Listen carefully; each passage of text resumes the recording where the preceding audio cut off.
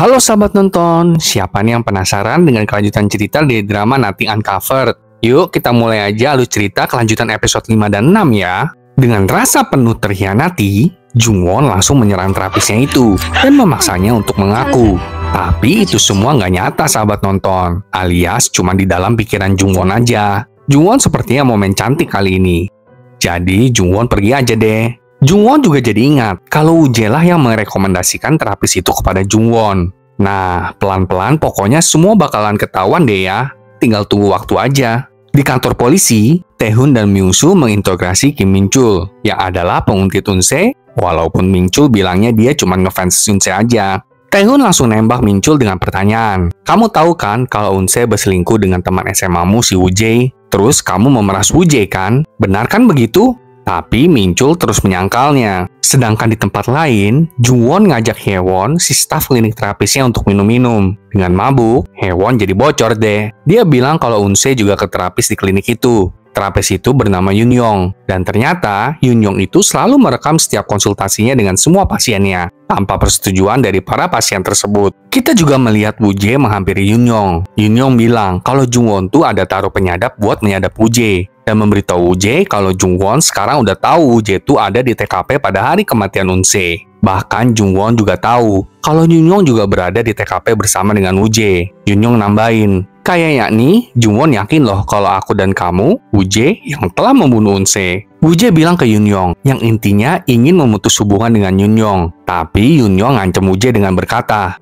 kamu tahu nggak, pada hari kematian Unse tuh, istri kamu ke klinik dengan lengan baju yang ada bekas noda darahnya. Kalau aku kasih tahu ini ke publik gimana? Publik bisa makin percaya kalau Jungwon lah yang membunuh Unse loh. Waduh, berabe kan kalau udah begini? Makanya jangan selingkuh-selingkuh lah, ribet. Jungwon kemudian mendatangi rumah ayah mertuanya dan menggeledah kamar Woo-jae. Jungwon menemukan foto kalau Woo-jae dan Yoon Young tuh udah saling mengenal, bahkan dari sejak SMA. Di kantor polisi, Taehoon mengetahui kalau Kim Min-chul, Woo-jae, Unse, dan Gumse berasal dari kota yang sama dong, yaitu kota Muwon. Bahkan Dewan Majelis Mo juga berasal dari kota Muwon. Wah, jadi semua orang yang terlibat dalam kasus Unse itu asalnya dari kota Muwon kecuali Jungwon. Taehoon lalu mendatangi makam rekannya dulu yang bernama Detektif Cha. Kita kembali ke 3 tahun lalu, di mana Taehoon dengan sangat marah membongkar paksa bagasi mobil dan menemukan sekoper uang. Melihat uang yang begitu banyak, Taehoon semakin geram. Ternyata itu adalah mobil Detektif Cha. Tapi Myung-soo bilang kalau Taehoon harus dengar dulu penjelasan dari Detektif Cha. Karena itu, Taehoon mencoba mencari Detektif Cha dan berakhir di suatu bangunan terbelengkalai. Di saat itulah Detektif Cha jatuh dari bangunan itu.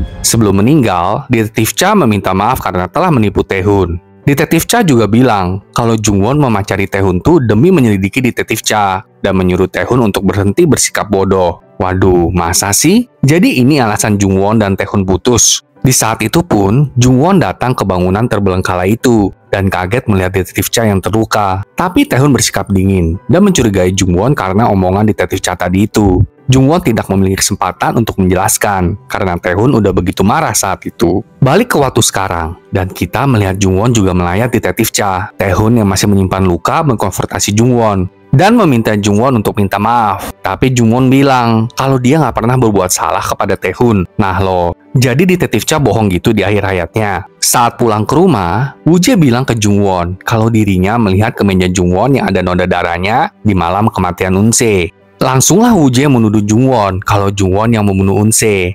Buset, tampar aja Jungwon bojomu itu. Udah nggak bener deh dia. Tapi Jungwon dengan pintar bilang, "Oh, kamu sengaja ya pura-pura berakting gini dan bilang aku yang bunuh Unse supaya aku mikir bukan kamu pelakunya."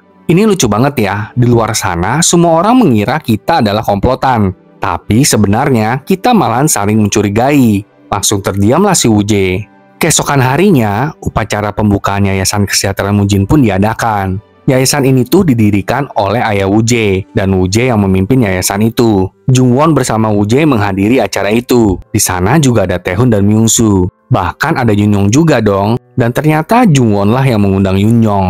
Dengan pura-pura bego, Jungwon memperkenalkan Yoon Young kepada Woo-jae sebagai terapisnya. Jungwon juga bilang kalau dia akan mengundang Yoon Young untuk makan bersama mereka. Ngedengar itu, Woo-jae langsung menolak mentah-mentah ide Jungwon itu. Di tengah-tengah percakapan itu, Jungwon menerima SMS dari Haewon, pegawai klinik, kalau dia sudah menyalin video sesi Cha Eun-se. Sesi tanya jawab pun dimulai. Woo-jae dan Jung-won yang menjawab sesi itu. Saat Ji-ho menanyakan pertanyaan yang nggak pada tempatnya, Jung-won mengambil kesempatan itu untuk membahas kasus Un-se dong. Jung-won bilang dengan lantang kalau dalam sebulan dirinya akan mengungkapkan siapa pembunuh Un-se dalam acaranya yang berjudul Nothing Uncovered. Wah, perang bener ini Jung-won deh.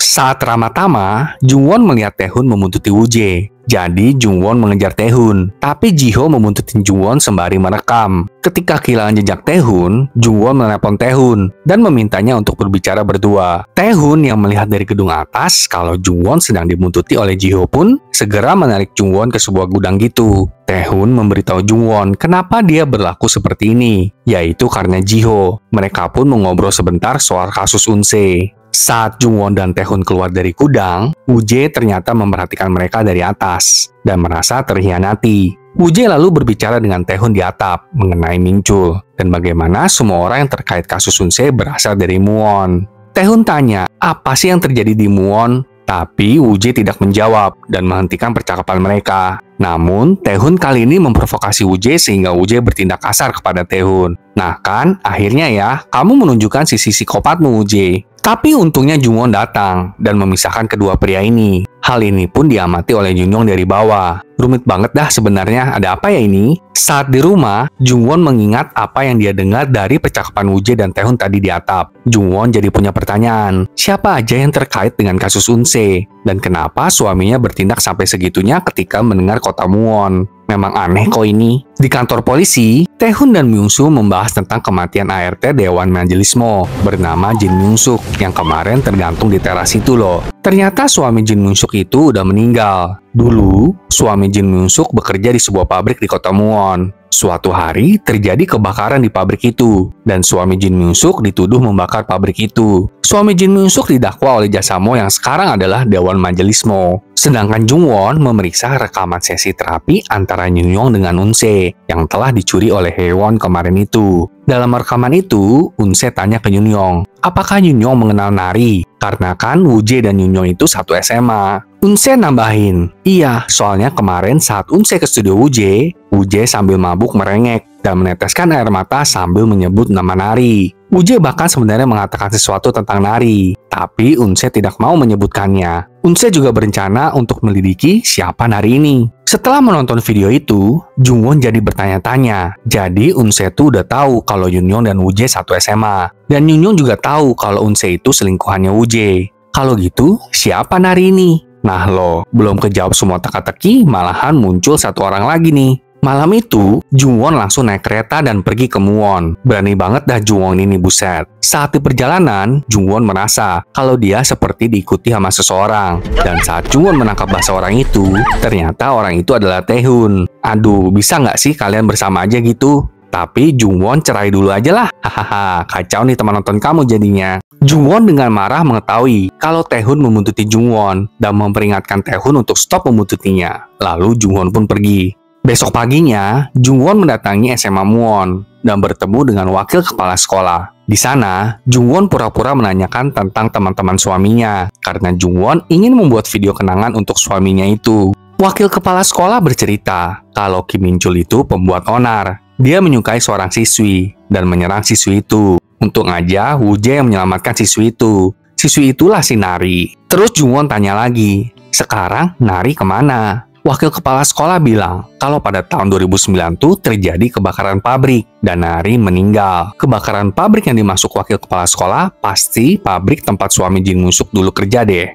Sedangkan di tempat lain, Tae-hun mendatangi kakak dari suaminya Jin Myung-suk dan menceritakan kalau Jin Myung-suk itu dibunuh, yang membuat si kakak kaget. Kakak cerita kalau 3 tahun lalu, Jin Myung-suk bilang kalau suaminya bukanlah pelaku pembakaran pabrik itu. Kakak juga nambahin kalau dia kesel banget sama Jaksa Mo, yang sekarang adalah Dewan Mo ya sahabat tonton. Jaksa Mo tuh secara nggak adil menuduh suami Jin Myung-suk lah yang membakar pabrik. Tae-hun akhirnya mendatangi Jung-won dan menanyakan apakah benar wanita bermantel merah marun itu adalah Jung-yong. Tapi Jungwon nggak mau kasih tahu apapun. Taehoon terus mendesak Jungwon dengan menanyakan kalau pada hari kematian Unse, Jungwon benar kan ada di TKP, tapi Jungwon bilang, kamu percaya aja apapun yang ingin kamu percayai seperti masa lalu, sambil pergi meninggalkan Taehoon. Taehoon lalu pergi minum-minum dan bertemu dengan Jungwon. Mereka pun akhirnya mengobrol. Dan saat Taehoon mabuk, Jungwon menyewakan kamar lain untuk Taehoon di tempat penginapan Jungwon. Malam itu, saat Jungwon di Muwon, Yoongyong mendatangi Woo-jae ke rumahnya. Woo-jae langsung mengusir Yoongyong, tapi Yoongyong mengancam dia akan membeberkan tentang noda darah ke meja Jungwon pada malam kematian Unse. Yoongyong juga langsung gitu aja masuk ke kamar Jungwon dan mencoba lipstik milik Jungwon. Ini si Yoongyong kayaknya terobsesi pengen jadi kayak Jungwon kali ya, biar Woo-jae suka sama dia. Woo-jae langsung mengamuk kepada Yoongyong, dan Yoongyong berkata kalau dirinya lah yang membunuh Unse karena Woo-jae mencintai Unse. Nah loh, bener nggak sih ini? Terus Yoongyong juga memberikan propofol kepada Woo-jae. Propofol itu sejenis obat bius gitu sahabat nonton. Tapi Woo-jae malah memecah botol obat itu yang membuat Yoongyong terheran-heran. Keesokan paginya, Jungwon mengajak Taehoon untuk makan sup pengar. Di sana, Jungwon bilang kalau benar wanita dengan mantel merah marun itu adalah Yoongyong. Dan kemarin itu, Jungwon mengundang Yoongyong ke acara pembukaan yayasan adalah untuk memberikan waktu kepada Haewon agar Haewon bisa menyalin rekaman sesi terapi Unse dan mengirimkannya kepada Jungwon. Karena video itulah Jungwon jadi mengenal nama Nari dan mencarinya ke Muwon. Tapi Nari udah meninggal karena kebakaran pabrik kan. Taehoon dan Jungwon langsung mendatangi kepolisian Muwon untuk menanyakan tentang kasus kebakaran pabrik itu. Saat melihat berkas-berkas salah satu korban, Taehoon menemukan jam milik korban dan meminta barang buktinya. Ternyata tidak ada baterai di jam itu. Hal ini sama seperti saat kematian Jin Myung-suk dan Unse. Taehoon juga nggak menemukan baterai di jam rumah mereka. Dan ternyata korban kali ini adalah Nari. Kalau gitu, kemungkinan Nari juga dibunuh dong ya sahabat nonton. Setelah itu, mereka juga membahas kemiripan dari beberapa kasus yang ada dan mencurigai apakah mungkin kasus ini terjadi karena dilakukan oleh orang yang sama. Saat dalam perjalanan pulang ke Seoul, Taehoon mengetahui kalau mereka dibuntuti. Taehoon mencoba untuk menghentikan mobil yang membuntuti mereka, tetapi gagal. Diperlihatkan kalau yang membuntuti mereka adalah sekretaris Dewan Majelis Mo. Myung-soo menelepon Taehoon dan mengatakan kalau Jin Myung-suk itu selalu memberikan sumbangan kepada para korban kebakaran pabrik setiap bulannya. Sumbangan itu berupa uang tunai yang diantar oleh seorang pria berusia 20-30 tahunan.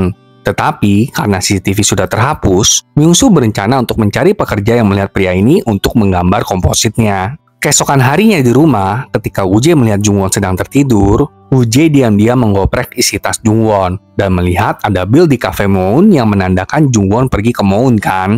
Woo-jae pun langsung panik dan telepon bapaknya. Woo-jae bilang, kemarin Jungwon pergi ke Moon. Cari tahu kenapa dia pergi ke sana ya. Nah loh, kenapa harus sampai segitunya sih kalau lu nggak salah? Dan ternyata, Jungwon ternyata tahu dong kalau Woo-jae tuh ngeliat bil di kafe Moon kemarin itu. Jungwon menghampiri Woo-jae dan menanyakan bagaimana tangan Woo-jae bisa terluka dan mengakui tentang GPS yang Jungwon taruh di mobil Woo-jae. Jungwon juga bilang kalau kemarin itu dia ke Moon. Woo-jae tanya ngapain kamu ke sana? Jungwon jujur aja dan bilang, iya kan, aku udah bilang kalau aku akan mengungkapkan kasus Unse dalam sebulan. Jadi ya aku coba menyelidikinya lah. Woo-jae juga tanya, apakah kamu ke Moon sendirian? Jungwon bilang iya. Ya, nggak bohong juga sih ya sahabat nonton, karena memang bener kan Jungwon pergi sendirian, tapi ketemu Taehoon di sana. Di kantor, anggota tim Jungwon akhirnya mengetahui kenapa Jungwon membela suaminya di depan seluruh wartawan kemarin itu. Ya supaya acara Nothing Uncovered nggak bubar kan, demi menyelamatkan seluruh anggota timnya. Sedangkan di kantor polisi, meja Taehoon digebrek sama tim audit gitu karena tuduhan suap. Tapi Taehoon jelas tahulah kalau dia di framing kan. Bahkan tim audit ini sama dengan tim audit waktu memeriksa detektif Cha dulu itu. Salah satu rekan Taehoon mengajak Taehoon berbicara dan bilang kalau waktu dulu rekan Taehoon inilah yang meminta tim audit untuk menyelidiki detektif Cha karena ada laporan yang mengatakan kalau detektif Cha menerima suap. Jungwon pun tahu saat itu, kan? Berarti selama ini Jungwon tulus dong mengejar Taehoon. Soalnya ternyata Jungwon baru tahu gosip detektif Cha terima suap setelah berkencan dengan Taehoon kok. Taehoon mendapatkan bukti foto dari Myung-soo. Itu adalah foto mobil Yoongyong yang tertangkap kamera pada hari kematian Jin Myung-suk. Di tempat lain, bos Jungwon menemui Dewan Majelis Mo. Dan sepertinya Dewan Mo menginginkan sesuatu dari bos Jungwon. Aduh pak, nggak capek ya selalu ngikutin sesuatu yang nggak sesuai hati nurani. Siang itu, Jungwon dan Woo-jae makan bersama dengan ayah Woo-jae. Ayah Woo-jae ngomel-ngomel karena Woo-jae segitu paniknya Jungwon kemarin pergi ke Moon. Jungwon kaget dong dengar mertuanya ngomong begitu. Sementara itu, Taehoon dengan gercep mendatangi Yunyoung di klinik. Ayah Woo-jae tanya ke Jungwon, "Jadi gimana penyelidikan kamu? Udah tahu belum siapa pelakunya?" Jungwon bilang saat ini masih belum tahu, tapi dia berjanji akan menemukan siapa pelakunya. Yunyoung langsung menyapa Taehoon dengan menyebut nama Taehoon. Bingung kan, kok bisa tahu begini? Sedangkan ayah Woo-jae bilang, kalau nggak ketemu pelakunya, buat aja satu orang jadi pelakunya.